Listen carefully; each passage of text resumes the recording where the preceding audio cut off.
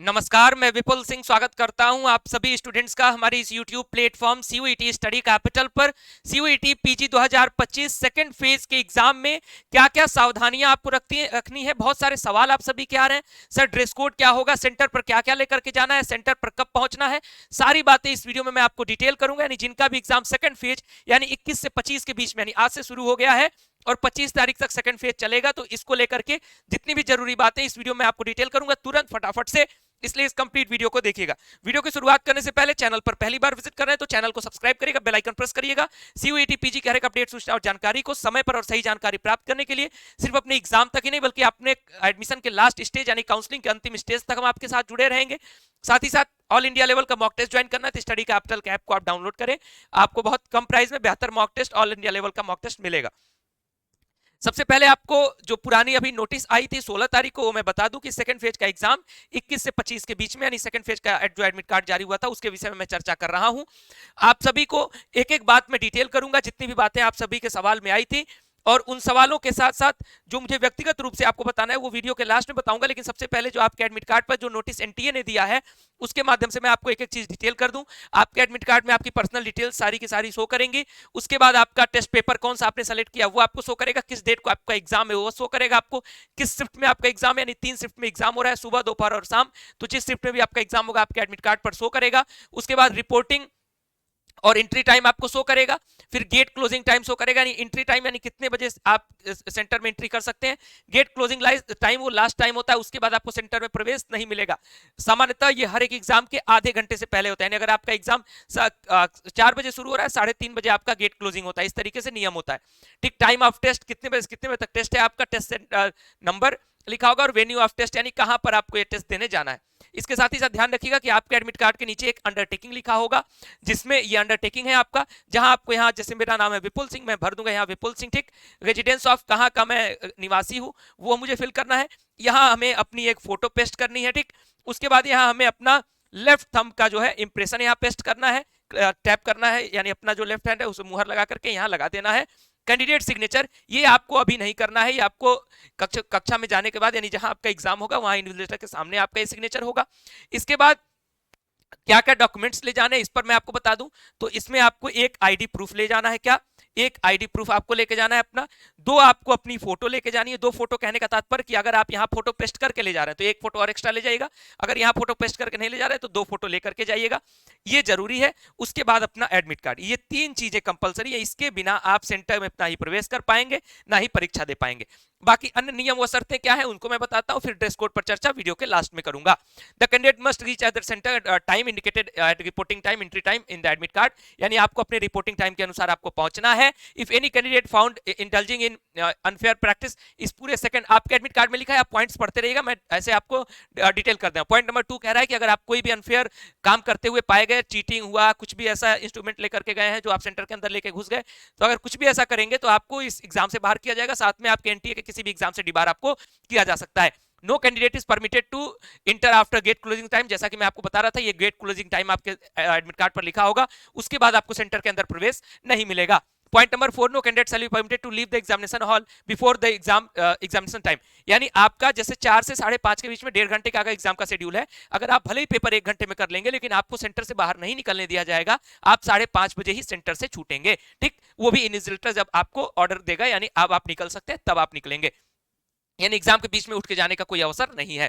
Upon completion of the examination please wait the instructions, यानी आपका जब एग्जाम कंप्लीट हो जाए फिर भी आप इन्विजिलेटर के इंस्ट्रक्शन को वेट करेंगे, जब तक इन्विजिलेटर आपको इंस्ट्रक्शन नहीं आपको दे देगा तब तक आपको सेंटर से बाहर नहीं जाना है। All candidate are required to download the, ये पेज को डाउनलोड कर लीजिए और पढ़ लीजिए, यही इसका कहना है पॉइंट नंबर 6 पे। पॉइंट नंबर 7 पे कहना है कि एडमिट कार्ड के 2 पेजेस हैं, पहले पर आपका सेंटर डिटेल है, दूसरे पर आपका इंपॉर्टेंट इंस्ट्रक्शन है, ठीक।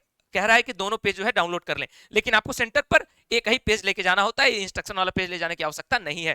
एक और सवाल आता है स्टूडेंट्स का, मैं सारे सवाल की इसीलिए डाउट दूर करता रहूंगा बीच बीच में, जितना सवाल आप लोगों ने अभी तक पूछा है, ये कंप्लीट वीडियो है।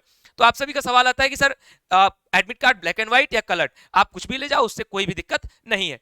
पॉइंट नंबर 8 ये कहीं लिखा नहीं है लेकिन मैं आपको क्लियरली बता रहा हूं, the admit card is provisional, ये एडमिट कार्ड प्रोविजनल होता है, इसका कोई आपको बहुत ज्यादा चिंता करने की आवश्यकता नहीं है। The candidate are advise to verify the location, ये भी कह रहा है कि आप जो है अपना लोकेशन यानी जो आपको सेंटर दिया गया एक दिन पहले ही वेरीफाई कर लें, अगर नहीं जानते हैं सेंटर कहाँ है, ताकि आपकी देरी ना हो, विलंब ना हो, इसलिए एनटीए ने ऐसा लिख दिया, ठीक।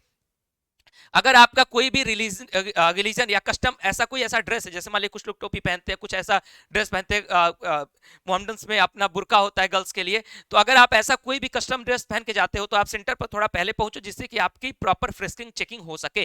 ठीक, उसके बाद no candidate would be allowed to enter the examination without admit card. देखिए जैसा कि मैंने कहा कि आप एडमिट कार्ड और अंडरटेकिंग, यानी यही आपका एडमिट कार्ड है, यही नीचे का आपका अंडरटेकिंग है, इसके बिना आप सेंटर में नहीं जा सकते। वैलिड आईडी प्रूफ भी आपको लेकर के जाना जरूरी है। प्रॉपर फ्रिस्किंग, यानी आपका जो मेटल डिटेक्टर से फ्रिस्किंग होगा उसकी चेकिंग के बाद ही आपको सेंटर के अंदर एंट्री करनी है। फ्रिस्किंग आपका मेटल डिटेक्टर के थ्रू होगा, ये लिखा है। कैंडिडेट विल बी परमिटेड, क्या क्या ले जा सकते हो, कंपलसरी नहीं है, लेकिन अगर ले जाना चाहो तो ले जा सकते हो। Transparent water bottle, a simple transparent ball pen, admit card along with the, ये जरूरी है ले जाना। Additional photograph for attendance sheet, original ID proof. जैसा कि मैंने आपको शुरू में ही बताया कि आईडी प्रूफ, दो फोटो और एडमिट कार्ड, ये तीन चीजें कंपलसरी है।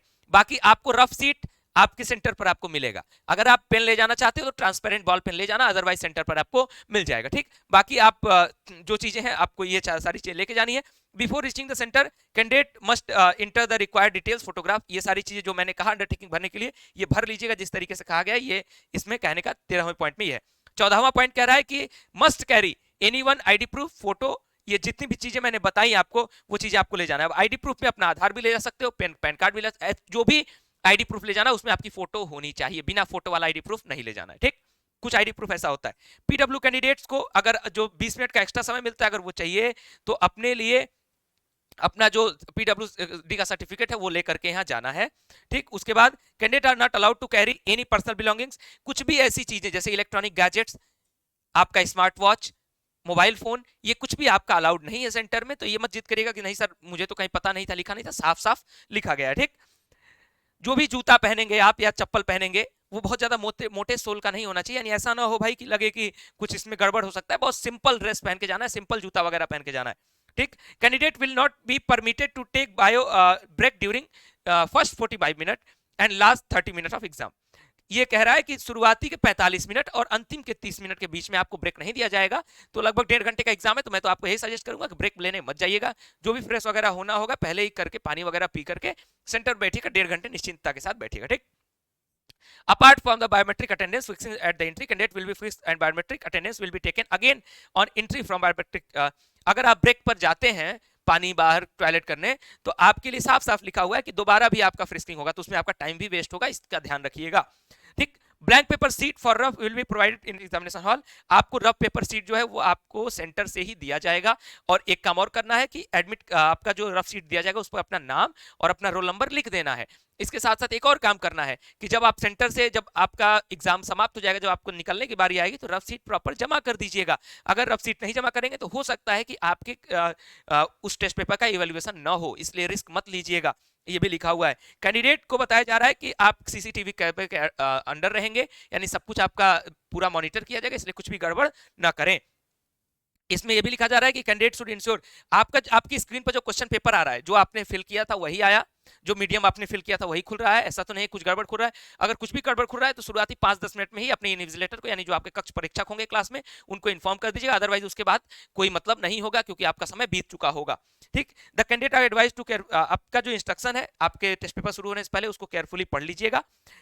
इफ एट एनी स्टेज, अगर हाँ ये पाया जाता है कि अगर आपने ज्यादा फॉर्म भरा है एक ही व्यक्ति ने, तो आपका रिजेक्ट किया जा सकता है। वैसे कोई भरता नहीं है, लेकिन फिर भी यहाँ लिख दिया है, किसी समस्या के लिए मेल करें, और बाकी चीजें डिटेल लिखी जा रही है। ठीक, तो ये सारी इंस्ट्रक्शंस थी, मुझे लगता है सारी बातें मेरी समझ में आई होंगी।